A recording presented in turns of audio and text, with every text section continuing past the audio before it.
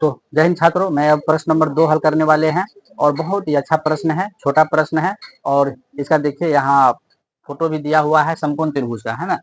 तो आपको करना कुछ नहीं है, आपको ज्ञात करना है यहाँ tan P और cot R का मान। देखिए लिखा हुआ है आपका प्रश्न नंबर 2 है, यहाँ आकृति 8.13, इस आकृति का नाम है 8.13, समझे। इसका नाम दिया है मैं tan P cot R, इसी का मान आपको निकालना है। tan P minus cot R का मान ज्ञात कीजिए, ठीक है। तो अब देखिएगा यहाँ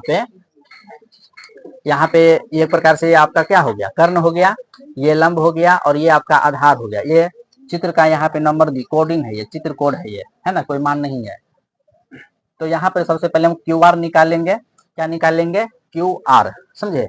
तो ये आपका एक प्रकार से क्या हो गया, कर्ण, ये लंब हो गया और ये आपका आधार हो गया। तो जो पहले दिया हुआ है तो उसको पहले हम जो है लिख लेंगे, ठीक है। तो प्रश्न को बनाना ज्यादा आसान हो जाएगा। तो जो दिया हुआ है तो वो आप लिख लीजिए, पहले दिया है तो आपका कर्ण हो गया,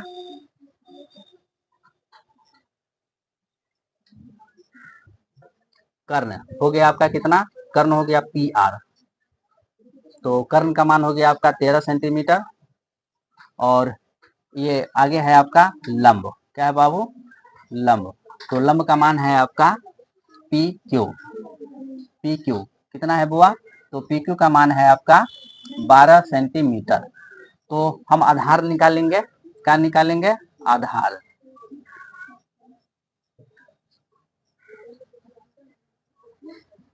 चलिए, तो आधार का फॉर्मूला क्या होता है? आधार का वर्ग बराबर कर्ण का वर्ग, कर्ण का वर्ग माइनस लंब का वर्ग।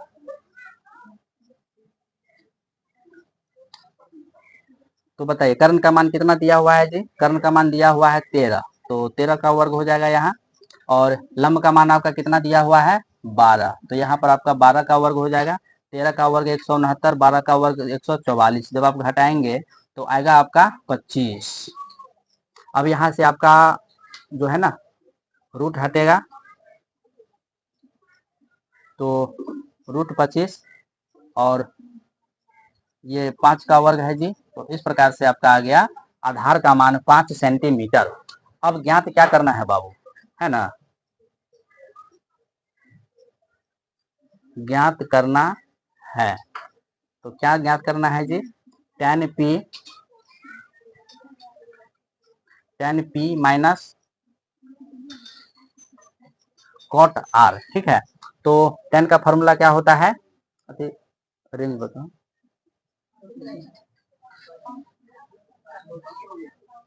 तो tan का फॉर्मूला होता है लंब बटे आधार,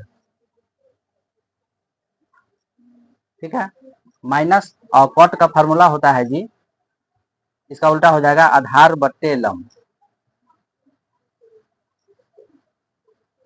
फिर आपको देखिए यहाँ पर पी आर ये सब दिया हुआ है, तो आपको यहाँ पर ध्यान से मान रखना है। तो बताइए tan P के अनुसार, तो P कहाँ है बाबू? यहाँ। तो P, हाँ, ये कितना आया है? 5, तो यहाँ पर ये हो गया आपका 5। तो P के अनुसार ये आपका लंब का मान हो गया 5, लंब का मान 5 हो गया, तो आधार आपका 12 हो गया जी। तो 5 बटे 12 क्या हो जाएगा बाबू? 5 बटे 12 माइनस। अब यहाँ लिखा हुआ है देखिए P के अनुसार, है ना। तो P यहाँ पर है, तो P के सामने वाला भुजा जो QR है यह आपका लंब हो गया। तो लंब का मान आपका हो गया 5, आधार का मान हो गया 12, ठीक है। उसके बाद आधार बटे लंब लिखा हुआ है, तो कॉट आर, तो आर यहाँ पर ये है, तो ये आपका लंब का मान हुआ।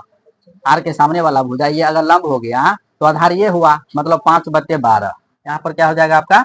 आधार, ये लंब हुआ तो आधार 5 हो गया ना जी। चलिए अब इसको आगे हल करते हैं।